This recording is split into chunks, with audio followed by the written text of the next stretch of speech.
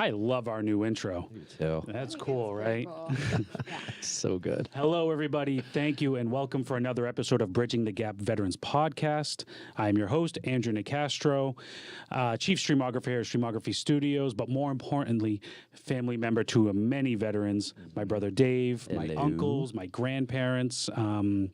So lived a life as a civilian family member. So jumping into it, I want to get into our mission. So Bridging the Gap Veterans Podcast, our mission is to bridge the gap between civilians, family members, and veterans. And we do this by quieting the stigma of PTS and mental illness that these veterans are dealing with and the family members that they are dealing with. And we do this through relationships, storytelling, and education. So talking about education, I want to bring up our typical calls to action. So our friend, Mr. Boga, thank you, sir. So here is a nice list that Dave and Vee put together for us. That's the very important list. And as you can see, the top one is if you ever want to contact us, Bridging the Gap email is right there. It's a mouthful to say, so you can just read it. Bridging the Gap Vets Podcast at gmail.com. Very important, that Vets crisis line, whatever the crisis is to you. You dial 988, then press 1, or you can text 838-255. It is 24/7, no matter what the crisis is. They will help you process and get through anything. Vee is going to talk about the Lowell Vet Center. Yeah, the Lowell Vet Center is a peer outreach counseling center where veterans can connect with different counselors, group therapies, therapists. There is case management that they offer. So if you ever need someone to talk to, Lowell Vet Center, and we'll get into the SAVE team later, but Lowell Vet Center is the place to go to give them a call if you ever need someone to talk to. Yeah, and then you look at the Welcome Home initiatives on the right side. We have a retreat coming up. If you're a veteran, woman or man, doesn't matter if you've been to war or not, and you want to go to an unbelievable retreat, it is a scholarship. You get to come to a beautiful retreat center in upstate New York. And you, as you come in, you just see the mountains and the greenery and everything. It's October 30th and November 1st. You can go to ctkcenter.org to register, or call that number, or email us, and I will put you on that retreat. I am going to be there. Paul Abney, who is on this show, is going to be there. A few other vets. It's going to be amazing. Please come. It is beautiful. The food is amazing. The living conditions are awesome, and the retreat is amazing. So Welcome Home Initiative, WHI, we've been talking about it. The retreat is coming up. I'm excited. Yeah. And lastly, the SAVE team, the statewide advocacy for veterans empowerment program. It's another peer outreach support program that helps connect veterans with different types of benefits, different types of services and support for overall mental health well-being. And quick plug for the Gloucester Veteran Services, on Fridays, every Friday morning, you can go to a coffee social.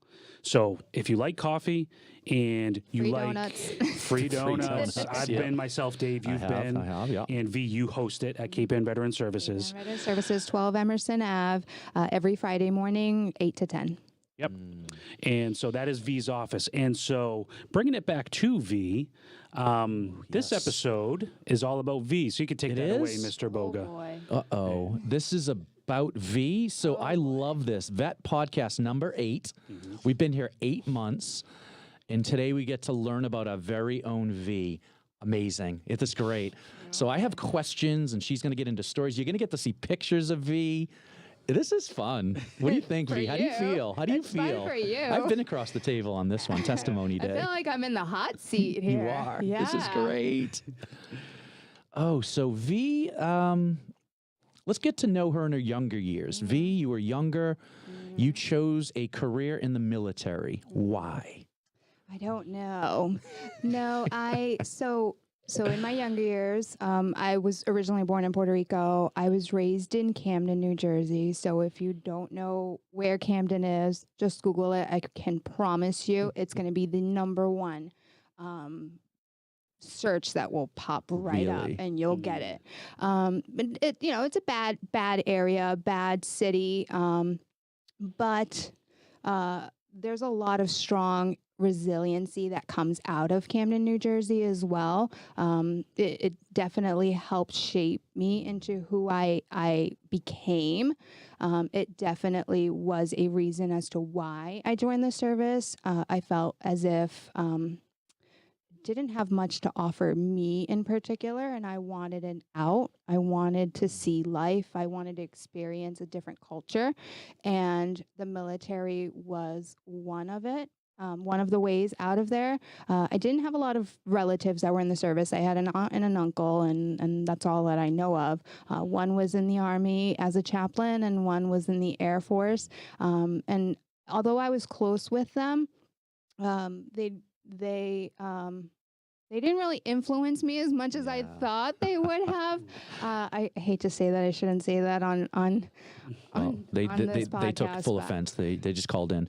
Did you try school? Did you try work? I did. Yeah. I tried both. I used to work. So I actually grew up. My aunt owned her own flower shop, so I grew up in the flower shop. They're called a horticulturer. Is that what that's called? I was just a florist. Horticulturist deals with plants. Okay. Yeah. They deal with the nurseries and all that stuff, and I dealt with the actual flower arranging, which kind of does come into play after my time in service, because I did pursue that career after I got out, which is kind of weirdo, but so I did try work, and it was great, but it was just wasn't enough. I felt as if I needed more purpose, more substance to my life, and I felt I just felt I needed to do more. So did you go see the recruiter? No. Did this? How did this all play out? I made his life so easy. He called my phone. You know how we used to have the Cold regular call. house. Yeah. We had regular house phones by then. For the kids who don't know, this is not how you answer a phone. This was how you answer a phone. It's off a wall, kids. It's off a wall. It's off a wall, right? It has a cord like this. They have no idea. No idea. No, he called the house one day and said, "Hey, I'm looking for such and such," because they have a roster. They have a list of everyone who's 18 or 17 or about to turn of age. And he just called and he said, "Have you ever thought of the military?" And I said, "You know what? I have. We drove by Fort Dix all the time. I used to see the tanks and the 5 tons driving down the hallway all the time. And I'm like, wow, that's so cool. I wish I was one of those guys." And when he called, I said, "You know what? I can be one of those guys. I can." And what do you think was your draw? Why do you think you wished to be one of them? I just always felt like service to country was such a selfless act. It was always it's something grander than yourself, right? Yes, exactly. There's a sense of pride that service members carry, whether they believe it in themselves or not. There's a sense of pride that is emitted out of them that younger kids, at the time I was younger, when I would see them, I would just be in awe by them, and I wanted to be them. Yeah, and they would come back from boot camp. They would come into the high schools, and the recruiters would want them in there in uniform.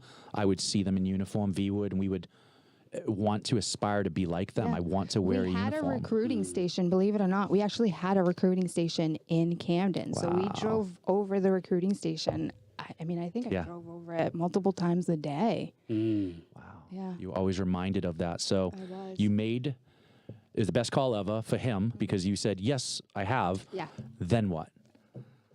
Then I just was there a certain job? Was there? Yeah. So he called and I met with him, and I think I met with him for about 2 weeks or so before I actually told my parents. So quick. But I met with him because I kind of wanted to get a gauge for what I was getting myself into. And the recruiters kind of lie to you, right? They tell you, that's you one of the want to travel stories. the world? Yeah, well, you can travel the world if you're in the service. You want to be G.I. Jane? Yeah. We'll make you G.I. want Jane. your own apartment? We'll give you a barracks apartment. Isn't that amazing?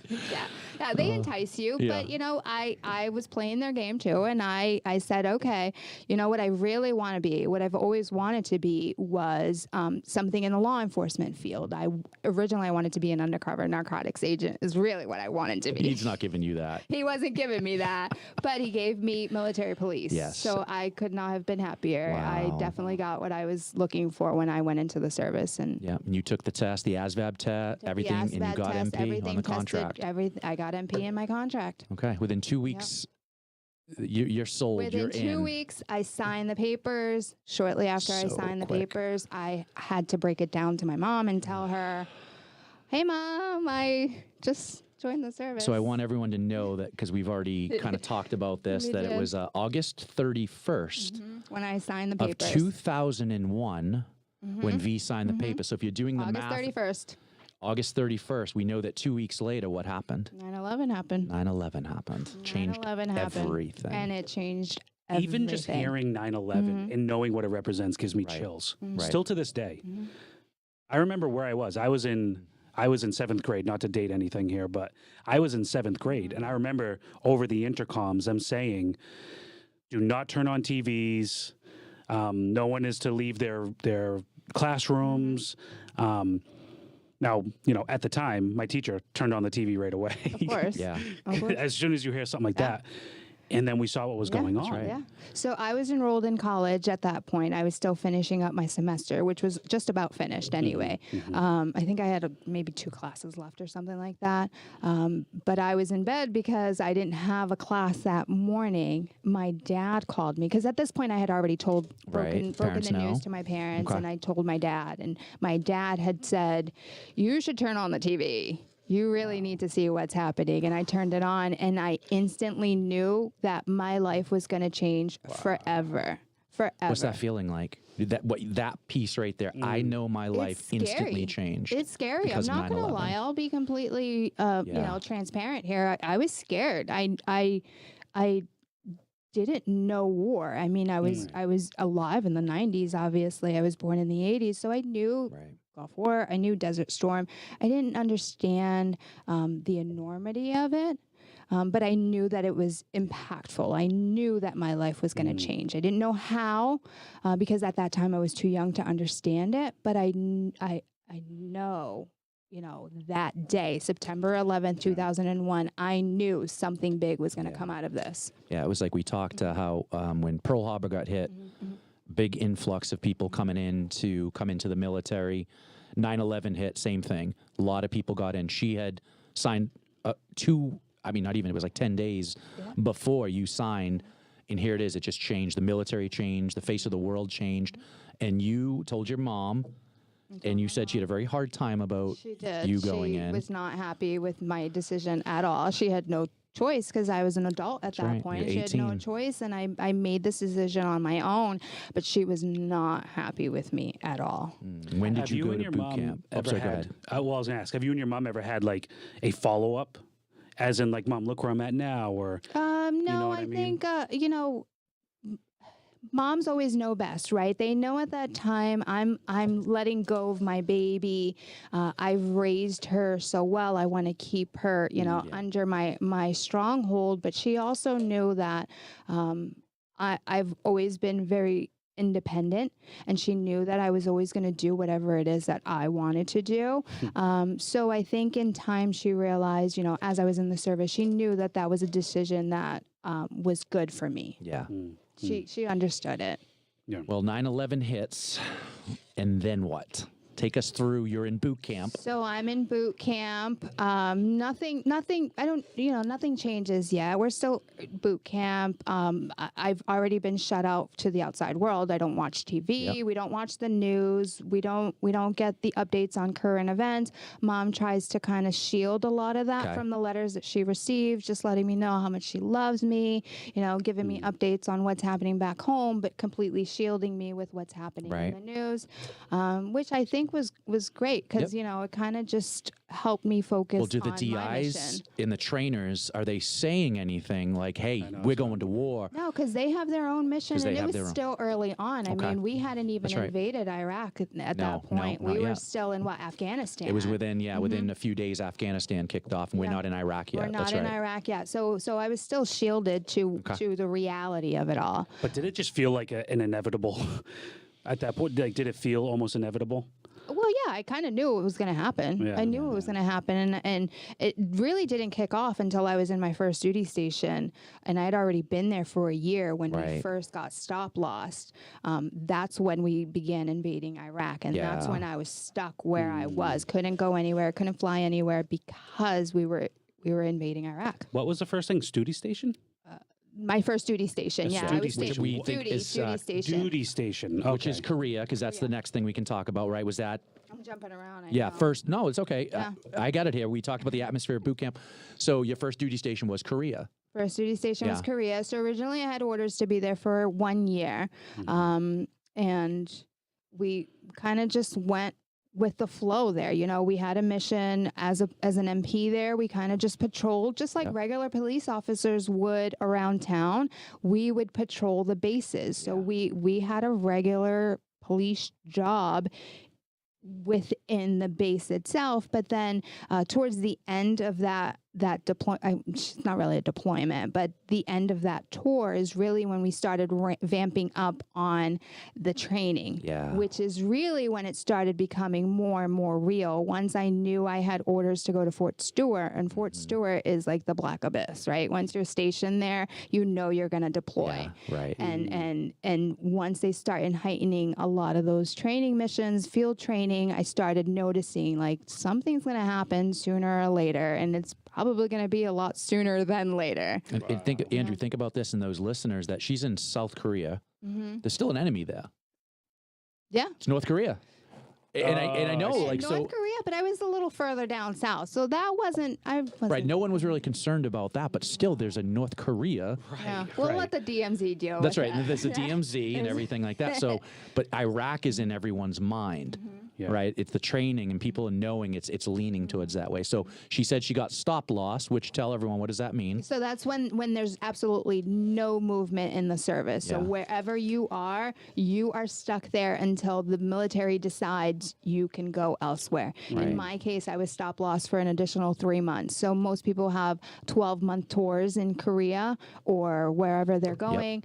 I was stuck there for 50. I shouldn't say stuck because I did enjoy my time in Korea. Yeah. But It wasn't Europe. You weren't in Italy. Like, if you just got stuck in Korea. Wow. It's okay to say it. I was stuck in Korea. And like she said, stop loss is a real thing. It's a real thing. And You as a civilian, Yeah. I can feel the magnitude of all military personnel globally for the United States are stopped. So I got stopped I was supposed to get out. I was going to be discharged, and I got stop loss for 1 year. During the same time? Same time. Yeah. Yeah, as you. As soon Wow. as 9/11 happened, I was being discharged. Soon after, I got stop lost, and I had to go on deployment. So it happens for all of us. We can't move. You can't even get out anymore. And I got You're orders. just That's stuck. right. You're frozen in time. Yeah. Yeah. So a lot of us had experienced that because of what had happened in the 2 wars they were ramping up to do. Yeah. Yeah. So, you know, when the stop loss was finally lifted, I completed my orders to go to Fort Stewart, which the unit that I was assigned to was actively deployed to Afghanistan at the time. Okay. So they were already towards the end of their deployment when I came to Fort Stewart. So Okay. I was in Fort Stewart for about a month or so before they actually came back from the deployment. It didn't make sense for them to Right. send me over there because they were already towards the end of theirs. Okay. Yeah. So here we have some pictures because we're getting into some boy. stories So of bear Vee with and some me. I'm scared. Iraq. I'm going to click a button here. Andrew's in charge of the button, not me. Oh, There you're we showing go. Iraq? You didn't even show Korea first? Well, that was the first one. Well, explain it. We don't even know what we're Yeah. looking at here. That was the first one on my list. No, this one is, this was, I believe it's actually right before we went into Iraq. So when I deployed to Iraq was early 2003. And this was in Kuwait. So, Okay, so we're in Kuwait. So All for Let me right. those see. of- If I zoom in, can I do that? Yeah, Can we find no, Vee? don't zoom in too I much. want. Does anyone want to That's as find fast her? as I could go. Anyone watching? Don't zoom in, please. Can't Can zoom you in point anymore. yourself Thank out? Well, you don't goodness. have to like physically point, but can you tell us where you are? Look down the bottom. I see you. row. I found her. Yeah. This is so good, young Vee. All right, let me come back. All right, so let that's me click this Kuwait. button. She's There we going to tell you go. about every picture. Let me This is go great. I love picture next. time. Oh, this is Here, picture time. So I'll this go was my squad in So I'll go full Iraq. with it just because it was over. Okay, you're on a tank. This is Obviously, yeah, that's this a is my squad. big This is tank. part of my squad because it was broken up and changed around a little bit. Yep. That's a great picture. Great picture. Oh boy. Oof, I love And it. this was in Iraq also. This was just on Yeah. the side of the road. We just decided to pull over and do some weapons training. So just think about that, everyone listening. In Iraq, in a war zone, and we just are on the side of the road. Yeah. That's not safe. It's not safe. We should not have done that. But either way, sometimes it happens. See Sometimes how it there's happens. a mound in the background? Yes. We just thought that's great target practice. Sure. So we took advantage and And started doing no some matter where they practice go, whether you're moving or stopping, none of it's safe. That's the point. Is it's not a base. They're outside of a base. And when you're in war zones going around, nothing's safe, no matter where you are. Sometimes you have to stop. You know what I mean? And you're right. A mound is great target practice. Just start shooting at it. Yeah. Right? I don't know what's on the So other good. side, but Love it. that was a rooftop. One of the OPs. You wear a beanie on your head? Is that a black beanie? That's a baklava. Baklava? Okay. Baklava. It The dust gets storms. cold at night. Oh, yeah. You It's a know desert. how it is. It's a desert. Yeah, it's Yep. a desert. It's Yep. 120 something degrees in the daytime, and it's 80 at night. I know, probably. but it feels cold It's with the wind. And freezing. sometimes it's dust No, I'd storms, so the say it was baklava about comes in 60. handy. Yeah, it's freezing. What is happening here? So when we were stationed in Iraq, so I was not in an actual base. We were in a small fob, which happened to be a police station. And Forward so, operating base, Andrew, FOB. So I thought this of like was, fob, like is like a thing to fob. get into like a building. key fob. That's literally what I thought you were talking about. That's so good. That's why I didn't even ask. I was So like, you oh, were I in know a this one. police? Yeah. So this was a police station, and I saw an empty wall, and I am an artist, and I just decided, can somebody get me some paint? Can You some of did these that? Iraqis get me some paint? I'll You spruce painted up that this wall. That's I amazing. painted that wall, and you know what? Oh. I actually had a friend revisit there years and years later. They painted over it. That's not much of a friend. You're not friend with No, this not person, are my you? friend. My friend did not paint over Who it. painted over it? The Iraqis well, painted yeah, they can over do it. that. It's kind of their He building. just happened. He was curious to see if it was still there, and he checked out the building, and it was painted over. He said, "Yeah, Okay. Well, that's not. If your friend did it, I was gonna be pretty angry at I him. painted that. I was again in Iraq. Why? Oh, I right, should have look given at you it. more. So more just look at the. variety. Can you explain what you're wearing to everybody and how it feels and the weight of it and everything? It's heavy. Yeah.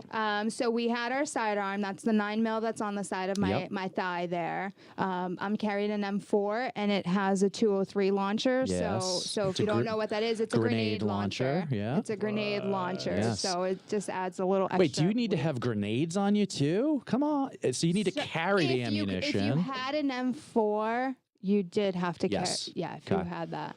And then my vest itself has the plates in the front and in the back, plus all of the ammo and grenades and everything Not attached to light. it. It's not light. If you're carrying grenades, Grenades. and so if you get shot at, those could explode if they get hit. Sure. If you I mean, if, you hit the the grenade, person is aiming for a grenade, but I know what you're saying. If a bullet Yeah. hits one of them, it could go off. Yeah. Anything on your body. Yeah. That's with anything. I mean, we have Yes. multiple magazine Yeah. packs attached to us. So Yeah, yeah, yeah. To be honest with you, her bullet bouncer is in the front on her chest. If she's going to get shot, that's where she wants it to go because that's Right. where she's protected the most. Right. And that's a very heavy plate that it's supposed to stop, hopefully, a 7.62 round, which the AK-47 is the enemy's weapon over there. My eyes are closed in that one. My eyes are always closed in all the pictures. Feliciano is the last name now. Feliciano. Feliciano. Okay. So I told Dave this story off camera, but I'll tell the Yeah, world yeah. where V came from. Yeah, where did V come from? So my maiden name is Feliciano, and everyone used to call me Feliciano until I got my sergeant stripes, Mm-hmm. and everyone started saying Sergeant Feliciano, but then that kind of became Too kind long. of a tongue twister. It's 4 syllables. Sergeant Feliciano. Yeah, too much. Right. That's a lot. That's a lot for we us in the military. Yeah, it is. So we shortened it to Sergeant Fee. And then when I Yep. got out of the military, that's my husband there. He was Yep. still in. So I still remained in the surrounding area. So I was still in contact with a lot of my friends, a lot of the soldiers that I was worked alongside.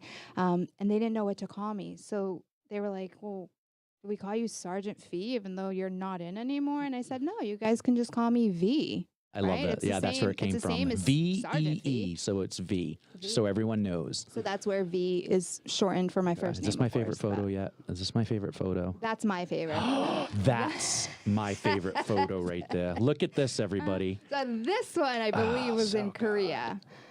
This one was in Korea. And the funny thing about money. this photo is that I can literally sleep anywhere. If you know me, you know that I love my naps and I can fall asleep anywhere. And this is proof right there So that I can literally sleep. The most uncomfortable place to be, Not for first of all, me. is in a Humvee, Well, not for me. surrounded by clearly. metal, and she is sleeping in a metal Humvee, Passed out. looking like it's sucking a thumb. The position does look looks like I'm sucking my horrible, neck and everything, and she's passed out. I My was favorite photo. out. That's the money shot right there. That's beautiful.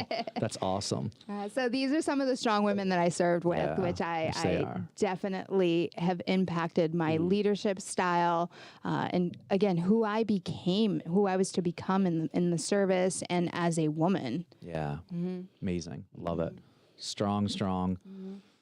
And this. See, we should have flipped these. This is 'Cause that's in Korea? This Okay. was Korea. So this is a Katusa. And for our viewers who don't know, for anybody who doesn't know who's ever been stationed in Korea, the men in Korea have to serve military. I believe it's a minimum Okay. of 2 years. Yep. From the age of 18 to 28, mandatory. They have to to get it in. serve. And they're Okay. called Katusas. So this was a Katusa. South Korean. South Korean, yep. They're South Korean soldiers. They kind of So work there's camaraderie. alongside. Yeah, they there's work camaraderie. alongside with us. They're in our squads. They're in our platoons. They work with us. It's amazing. Mm-hmm. Okay, that's good to know. I think that was actually the end of it. Okay. Yeah, so start it over. All right. So I'm just going to That's great. and come back. So actually, you mentioned how those women shaped you. Mm-hmm. So how would you describe V going into the military, but then what were you shaped into? How would you describe that person? So again, I've always been pretty independent. My mom has always been a very strong woman. She's always been a working woman. So I definitely give her a lot of accolades in helping raise me. And my grandmother also helped raise me. And they've always been very strong-minded women. But the women in those photos, those are the first women service members that I worked alongside with. One of them is Sergeant Shirley Butts, and she was the woman in the middle there. I'm still friends with her on Facebook. She's amazing, but there was something about her when I first met her that I kind of gravitated to. Her leadership style. She was very welcoming.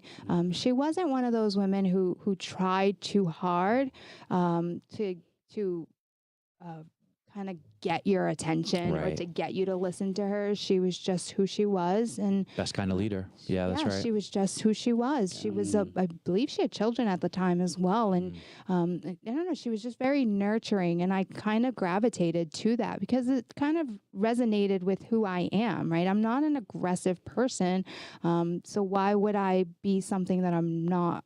Right. You know, Right. so I definitely gravitated to her leadership style. And then the other woman, oh my God, I'm blanking on her last name. Her name's Stacy. I'm sure it'll hit you, but It will hit me afterwards. Yeah, but It's last names are very important in the military. It is, Usually 'cause that's what we go that's by what is we what we go know. by. Sometimes we don't know the first names of everybody. Mostly it's the last it's names. her, well, I know her first name. Right. For some That's what reason. she kind Yeah. of flipped it and just Yeah, got the I name. did. So you I get to did. Fort Stewart, Yeah. and you are now, you have a mission. You're being deployed, and you're going overseas. So not quite. Not yet. So we get to Fort Stewart. My unit is already deployed. So it's kind of in limbo. I kind of felt a little useless in the beginning because I wanted to deploy. I Right. wanted to be with the rest of the unit. I didn't want to be stateside. I didn't realize that while I was stateside is really when I started establishing some of my strong friendships with the other guys who didn't get to deploy as Oh, wow. well. So Yeah. we were, obviously, we still had a job to do Right. stateside, and that's really where I met some of my close friends. One in particular was killed in Iraq, but our friendship, our relationship really Started there. while everyone else was in Afghanistan. Okay. So they come back from So Afghanistan. they come back from Afghanistan, and the companies kind of get reshuffled around, and we kind of get moved over to a different unit, and we come into orders shortly after that because we got shuffled around again. We came in orders to go to Iraq. Yep. So some of those guys who had just came back from going to Afghanistan, they're Iraq. now going to Iraq. Yeah. Imagine that. Yeah. All right. Your flight from America takes you to which country first? Takes you to Kuwait first. Takes you to Kuwait. Did you go to Kuwait too? No, I went right into Baghdad International Airport. No, so we went into Kuwait. They call it Tent City. Yep. There was some field exercises that we did there, some field training that we did, and I think we were there for about a month or so.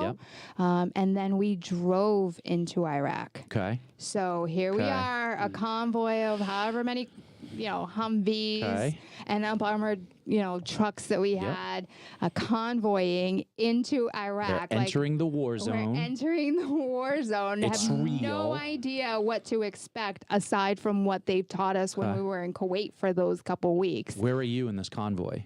I'd say somewhere in the middle, maybe. And where are you in the Humvee? I was a driver at that time. You're driving. I was a driver at that time, and I'm just driving. But when you're living it, you don't really think. It's hindsight that you start to think like, well, I was kind of dumb. Like, I'm just driving down Iraq, and I'm not really thinking about what can happen. Yeah. Knowing that at any given moment, I can drive over anything. Because you can't do that, though, because how long was your drive? 21 hours. Okay. Everyone, you ever do like 2 hours in bumper-to-bumper traffic into Boston? Yeah. How about 21 hours in a war zone? 21 hours is what I remember. You can't be flipped on thinking what can happen because you can't function that way. Now you know why I can sleep in Humvees, right? It's true. It's so true. And you were you full gear? Oh, yeah. Yeah, you have to because you don't know when you're going to get That's right. attacked. Oh, yeah. I can't imagine Actually, any more. bit of that You actually have come more from- gear. More because, yes. Roadside bombs are a threat. So we're driving into a war zone and we have to be vigilant of wires and trash bags on the side of the road and anybody that can kind of be off in the distance that can just, blow an RPG at you. Wow. So you are fully geared. That's right. And they have go bags and packs if that happens to live out there a little bit longer than than you could. Yeah. In America, litter is everywhere. When you first got back, did you ever get kind of like, what's that on the road as you're driving around? I get triggered all the time on the road. Yeah. I still to this day get triggered. I do not like when cars are riding too close to me. So everyone makes fun of me because I have a lead foot, but I have a lead foot because I don't like cars There's reasons around you me. have a lead foot. Yeah. That's because of the way we were trained and what we've been exposed do not to. like always said I drive vehicles like a close to me. granny. He always says that. Everyone in the family does compared to me. No, driving gives me some crazy anxiety. Wow. 21 hours. A lot of the times we were attacked, it was while we were in a Humvee. Right. So, reasonably so. I said this to Vee when we met the other day that as a Marine, we were very segregated and separated from females in the military. And we hear there's no women in combat. And I'm in Baghdad in my low-profile vehicle, and there's a Humvee next to me, an Army Humvee, and I look up, and there's a woman behind a machine gun. That's the first time I know this was Vee. No, I'm not physically. This wasn't Vee. What I'm saying was that was the first time I saw a woman in combat, and I said, "Wow, they're here!" And they were wearing the MP and everything. So to me, I was in the Army, and we trained with men. We were a co-ed unit. So to me, it's natural to see women in the service, where for you as a Marine, it was not something that you would see every day. But Just so everyone knows, everyone listening and whoever hears this, women are in combat. Women are in on the combat. streets. We've come a women long are way. doing every job. They're behind machine guns. I've seen them behind 50 cals, Mark 19s. These are big guns, and I've seen them. We have a woman in charge commanding the USS Constitution right now. So yes, women are in charge. Yes, and it was your life over there. For how long did you do your deployment to Iraq? So I was there for a year. Yeah, 1 year. Yeah, Think about that in a war zone. A whole 21 year. hour. Did not come home. I didn't get leave while I was there.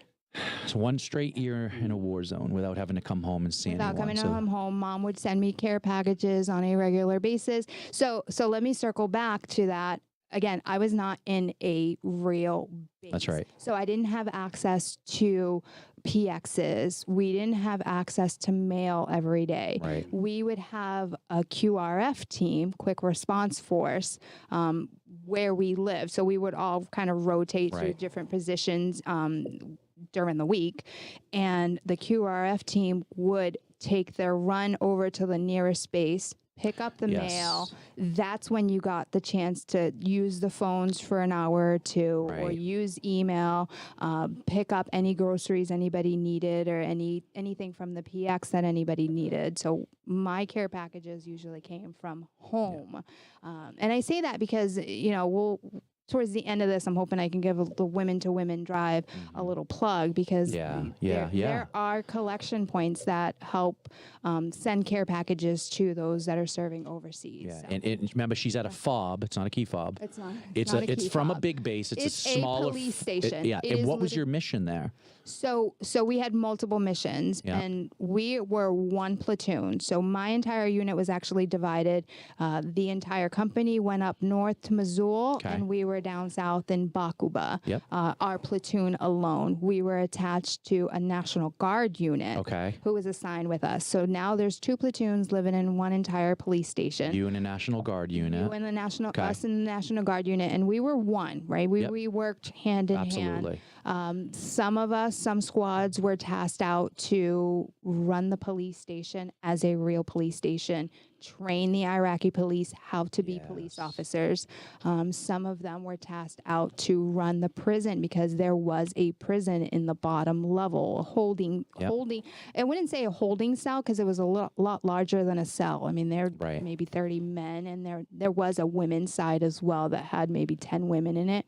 And then we secured our own station. That's right. Yes. So when you saw one of the pictures where I had the black baklava on the top of my head, that's us pulling security for the station. That's us looking into the surrounding city and making sure that we're not getting attacked from all four vantage points. Yeah. We had hexa walls. Yep. Oh yeah. Totally. Yep. Right. That was our That's your security. That was our securities. And for those of you guys who don't know, they're giant sandbags. That's it. Giant sandbags, basically. It's the invasion was quick in Iraq, and after that, you're basically going, well, what do we do now?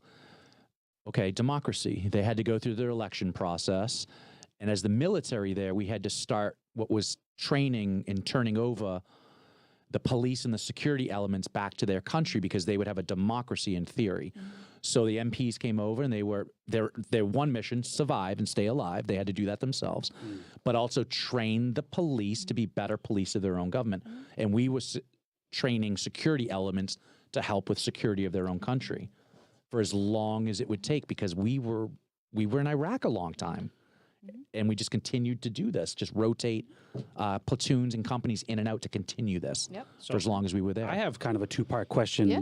So how would you say your training was received with the Iraqi locals? Great question. And then also, as a female giving training, how was that received by the Iraqi locals? So I did not give training to any of them, because I don't know if it was because I was a female. I really don't know that. It was not in my squad. Yep. But in the very beginning, they didn't know I was a female. It's when I started talking, or when they saw my hair under my helmet, when they realized that I was a woman. And sometimes we do raids in the surrounding neighborhood. We get some intel, and we want to go check out some houses and make sure they're not, storing any weapons or anything like that. So we do raids in the local community. So we'd walk down the street and talk to some of the kids, and some of the kids were amazed as soon as I started talking to them that I was a woman. Because to them, you didn't see a woman. They wore where the burq is. That's right. Yeah. They're not in the military. They only have certain jobs over there they can do. And out of the both platoons, ours and the National Guard unit, there were only 3 females. There were only 3 of us. Really? And out of 90-something guys, 3 of us. Because military MPs is usually a male-heavy, infantry is male-heavy. Yeah, I'd say so. Wow. I'd say so. That's a great question, the Andrew. entire I wouldn't have thought military is male heavy. There's only 20% of the military that's made up by women. Yeah. Well, and I remember we talked to you about this because when recently the U.S. just made a major decision to pull everything drastically, right? So whatever, we're not going to necessarily go down that path. But I remember you, Dave, talking about how what was it for 20 years? That's right.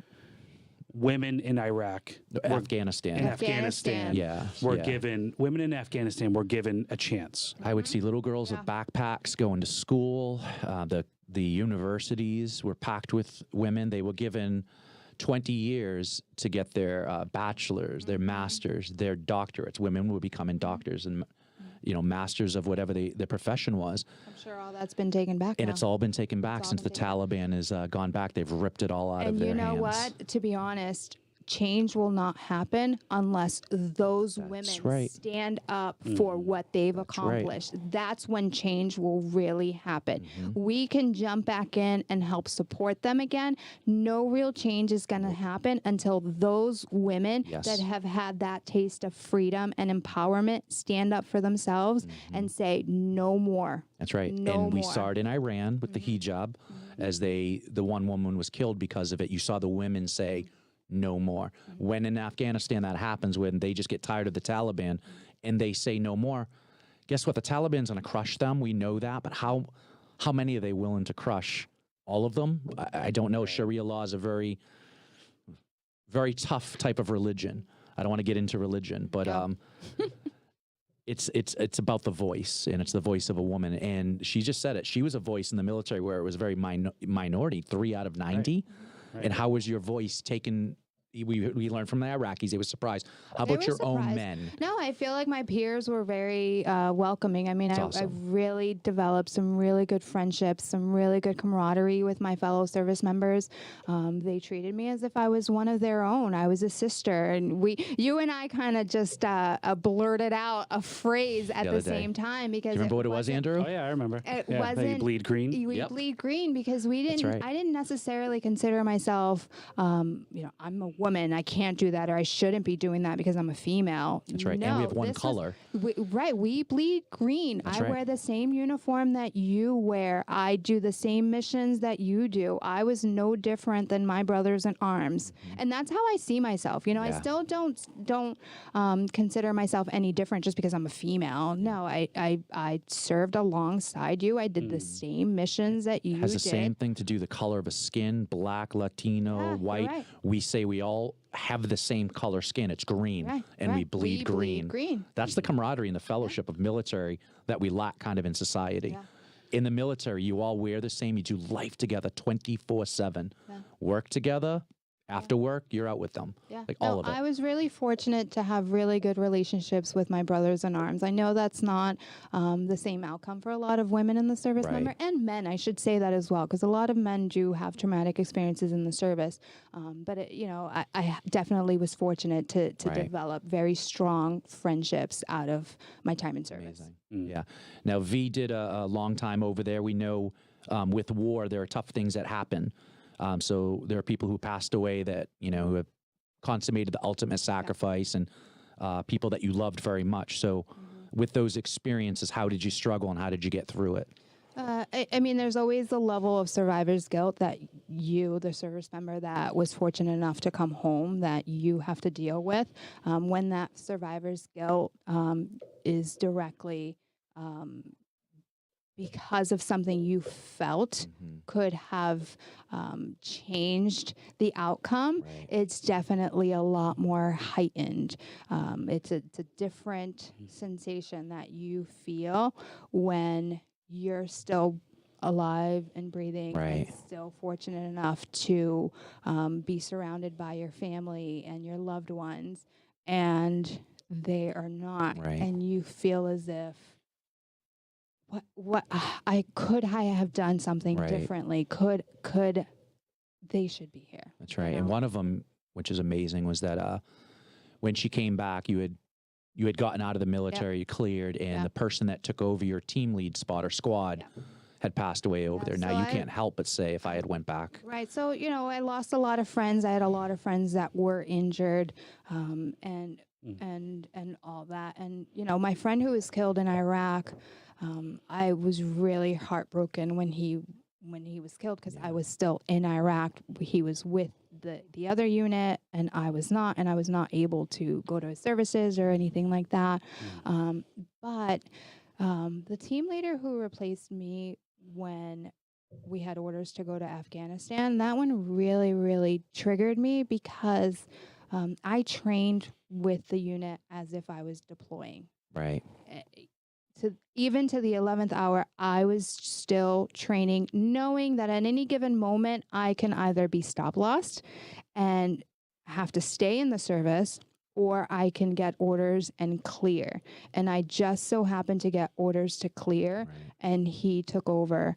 And, you know, a lot of the training that we do, you sometimes think, am I doing this training like for nothing? Like, how is this training ever going to be helpful when we're in combat? And part of my survivor's guilt was that the way he passed was a way that we trained to get out of. Right. So his truck had hit an IED or was hit or something like that. And we all kind of trained at one point to pull each other out of the vehicle. If our vehicles flipped over, or if we were stuck or something like that, we all trained to carry one another out. I trained pulling you out, even if you were 100 pounds heavier than I was. And you trained pulling me out. And I kind of felt guilty because I didn't know if that's what happened. I didn't know if the reason why he didn't make it out was because they couldn't carry him out. I didn't know that. You know, I'm home now. I'm not in the service, and you always wonder, like, well, what if?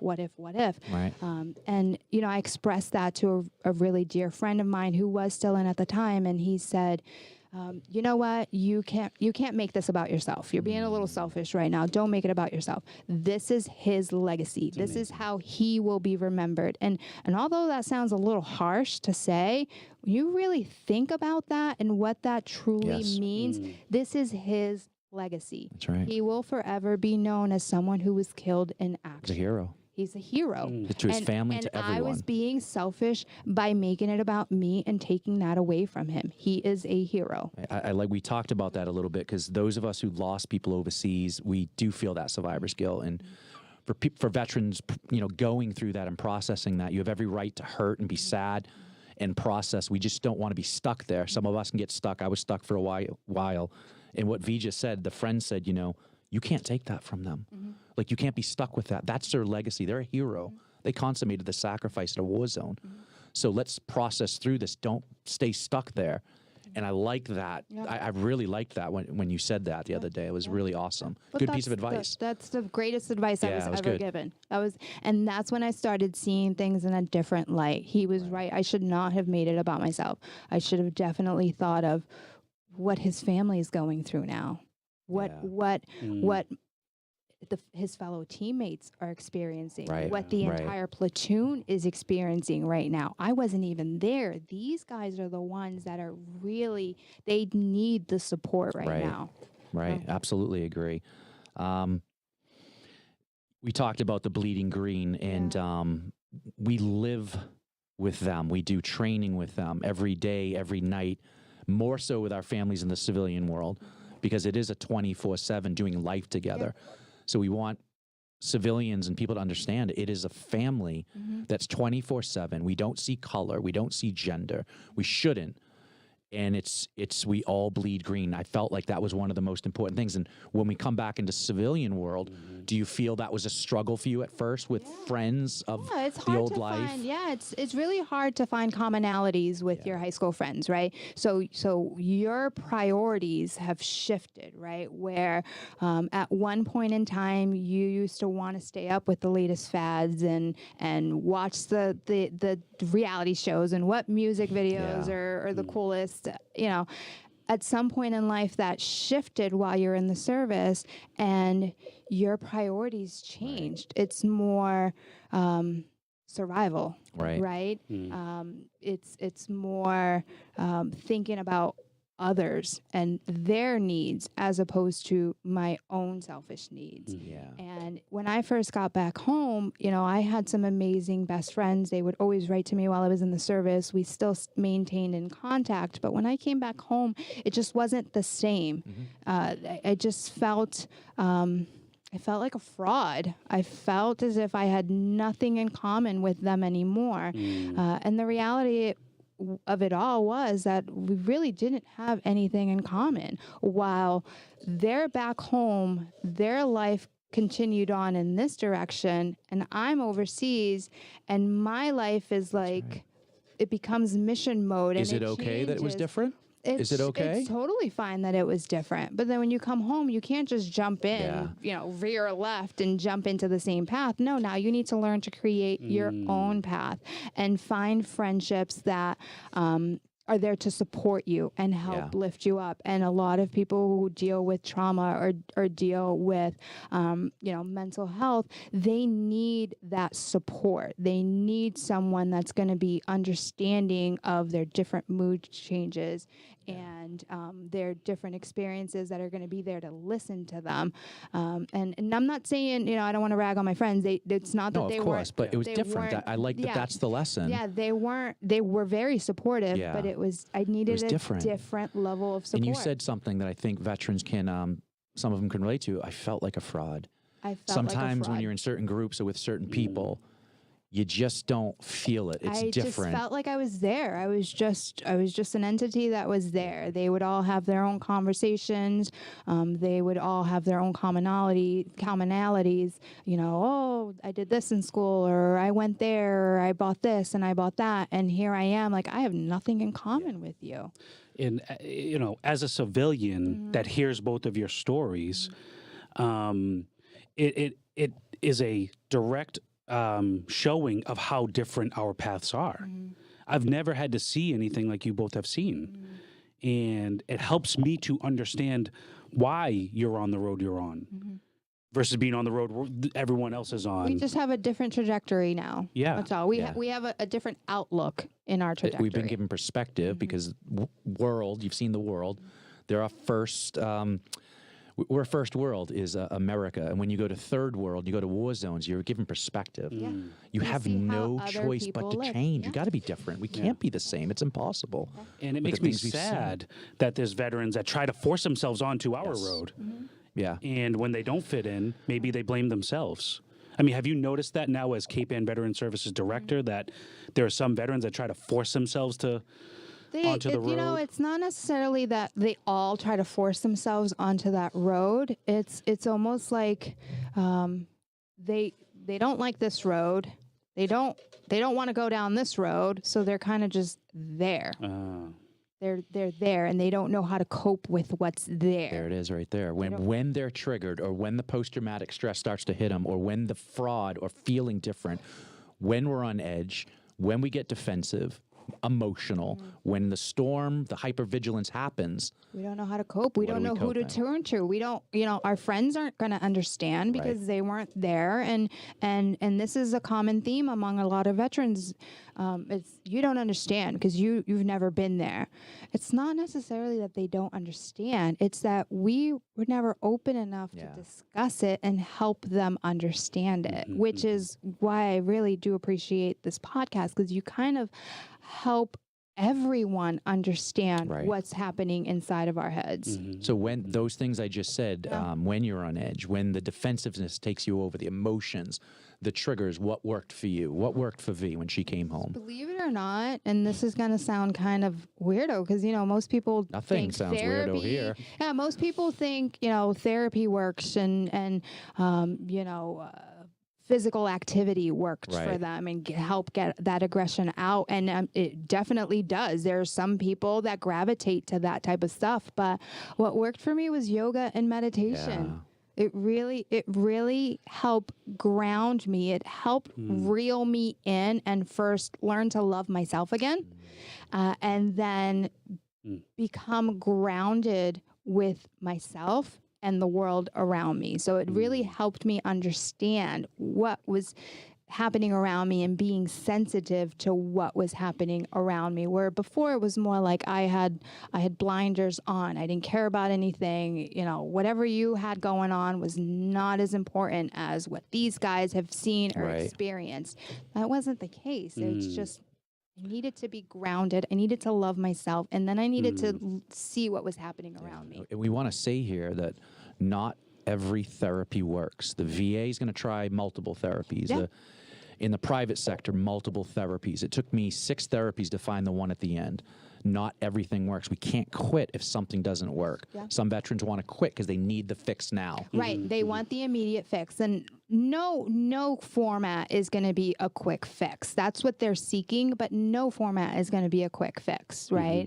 For me, it wasn't instant because, you know, you're going into yoga and you're like, oh my God, how is yoga really going to help me? And I did not go into yoga thinking that this was going to help me. So my intention to go into yoga and to get into meditation was never to help me with any post-traumatic stress. Right. Wow. It was on a whim that my friend had invited me to go visit her friend's new yoga studio. And after a few classes, she started discussing an informed approach, a trauma-informed approach. Yeah. And that's really when I became, that's when I started gravitating to being open to what she had to offer, because that's also a huge part of yoga and meditation, is that you have to be open and accepting. And for any format, any form of therapy, you have to be, you, the individual self, has to be open and accepting of what is being offered to you. Time to heal. Do I want to heal? You got to make that obedient step to heal. And we have such fast brains. We were trained on a whim. When we're triggered, even overseas, fight, flight, or freeze, we have to come out of it. We go back to training or whatever the situation is. With what you were talking about in therapy, we got to stop, slow down, slow the brain down, think through the trauma, whatever's going on, and we got to go through it. And that's what this did for you. Yeah. I never discussed my trauma. I never openly discussed it with it. I think I've told you guys more than I've ever told anybody else. But with me, I had to process it within myself. I needed to come to terms with what happened and, you know, what was going on with me. Why was I not loving myself? That's a good one right there. Why is the veteran not loving themselves? And that's what we can usually do. We're the hardest sometimes on ourselves. All the survivor's guilt, the addictions, the coping, everything, we're the toughest on ourselves. And just like any veteran out there, if you're struggling with suicide, it's not the answer. It's something here that we want you to come to us at this place, hit one of those centers you saw in the beginning. Your life means too much, and we love you, and this community loves you. It will resolve your family. Nothing. That's right. It will hurt so many others. I had I'll be open. I did have an uncle commit suicide who was a service member, and it really it hurts. It really hurts as the families that are left behind. It really leaves an impact on us. Yes. Yes. View of women versus men. What would Vee say to this audience, the community, and all veterans out there, and everybody, when they view a woman veteran and a male veteran? What would you like to say about how to view the two? I'm no different than you are. I wore the same uniform that you did, different color, but same uniform that you did. I wore the same boots that you did. I carried the same exact gear that you did. You saw it firsthand. I did the same missions that you did. I am no different than you. So for anybody who kind of chills hearing her do that. It's awesome. You know, it's one of my biggest pet peeves, to be honest. It's when my service is dismissed. Not that I need the accolades, right? I don't need the attention. I don't need anybody to be like, oh, look at Vee, she's a service. No. But if I'm standing in a group among men and you go to the men and you shake their hands and you thank them for their service and you completely bypass the female, especially in the military events, it just it eats me up. You deserve to be acknowledged. Women veteran, you deserve to be acknowledged. And that's what we're trying to expose here. The same work men did. You raised your right hand. You did it all, both foreign and domestic. You went to war. Women have been serving since the Revolutionary War. In the same positions as men actively serve now. Yeah. They were cooks, they were nurses, they were seamstresses at that time as well. They were not recognized for their service until World War I believe, World War II. They did not receive any benefits until World War II. Wow. And now you've heard on this podcast, you've seen a woman veteran who's been to war, because she just told you her story. And that was the point of this, was to expose it, put it out there. I've seen it, and letting everyone know there are women in combat and they're doing the same thing. Acknowledge them, thank them for their service. If you're a person or a man who struggles with that, oh, well, it's happening. The world's changing. That's a thing. They're in combat. They're doing the same job. So are there any plugs you'd like to tell tell your audience? Anything coming up? So for everyone who's local, Pauline Bresnahan, my dear friend, she owns Pauline's Gifts on Essex Ave. You know Pauline. I'm familiar. Oh, yeah. You know Pauline. So Pauline loves to do a women-to-women drive. She's been going on 6 years now of doing this women-to-women drive, where she collects essential items for women in the service. Amazing. I always tell the same story as when I was in Iraq. Obviously, we didn't have access to a PX, Right. and they only had one kind of soap and one kind of shampoo, 2-in-1 Pantene shampoo, which was awful for my hair. But my mom used to send me care packages, and I was always so excited when I get my good smelling shampoo, because I know. It's the little things over I there. know we're one and the same, but sometimes I want to smell like a girl Yeah, too. you know what? That's okay. Yeah, and that's It's the okay. little things over there that count. and I'm entitled. That's right. Little papaya extract in your hair, whatever you need. Right, whatever. So Pauline does these women-to-women drives. She works with, she partners up with Operation Troop Support. I don't know if you guys have ever heard of No, Operation Troop Support, great. but that was established 20 years ago in the same format and the same reasoning as to why I became more involved in this. So Okay. Dick Moody had created Operation Troop Support because his daughter was in the service, and he Wow. would send her care Great. packages. So that's really where Operation Troop Support had originally established 20 years ago. But Pauline has been partnering with them for 6 years to do a women-to-women collection drive for some of these essential items. So we are starting the drive August 23rd through September 2nd. And some of the essential items that we're looking for are shampoos, feminine products, socks, underwear, sports bras, toothpaste, toothbrushes, things like that. Where would they bring it? So they can bring it to either Pauline's Gifts on Essex Ave, or they can come and drop it off at our office at 12 Emerson Ave. Perfect. I am a drop-off collection, Okay, and good. our office has always been a collection drop-off point. If you cannot make it within that time frame, that's okay. We collect year-round. Collect it. Yeah. We just This is collect. awesome. Yeah, and what we'll do then- is we'll link to Pauline's. We'll find information and link to I'll it. send you the picture of Got it. Perfect. Yeah. Perfect. Yeah. Well, this is getting more intimate with Vee. It's been awesome. That was a lot. I kind of unloaded some Oh, stuff. do you I wasn't feel lighter? sure. Do you feel How's it feel? good? Does it feel I mean, therapy? I yeah, mean, shaking it somewhat. off? Yeah. I don't know why I feel lighter. Well, I didn't even say But much. you guys know my story. I don't think anybody But knew here's my the beautiful story. thing is that, like, I know this is different. We're in a podcast studio, but even getting the one-on-one, we connect and get to know each other, Right. and it makes it tangible.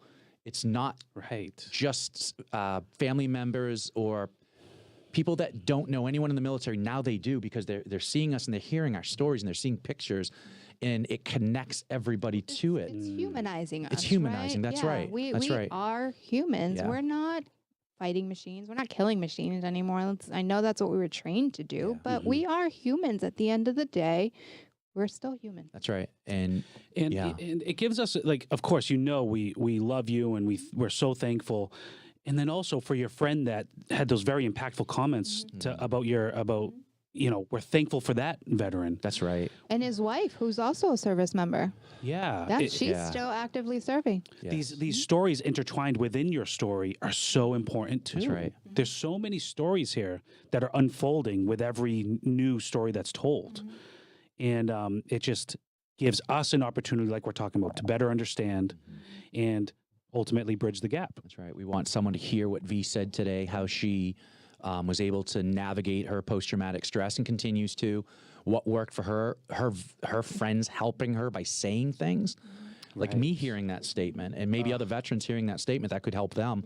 it's so helpful for us to continue to hear that. I've definitely been fortunate enough to be surrounded by friends who are very supportive. I have a husband who is in the military who understands, which is Right. not always the case. He has insight knowledge of Right. what could possibly be going on in my head and how to cope or help me cope with it. But we also live in a beautiful community that is very accepting of its military service. And I think that's a huge takeaway for me. I did not go back to Camden when I got out of the service. I moved to Gloucester, and I struggled with that in the beginning because I wasn't sure, how am I going to make new friends? I already have this detachment from the civilian world, and now I'm going to move into a new community. How am I going to make friends? And Gloucester was just open and accepting, and I just love this place. And now you are the Veteran Services Officer, Director. Yeah. I love this. It's so good. I want to acknowledge and say to the women veterans who your traumas were the military, were the men, and you struggle with all of that, and you are completely detached and hating it.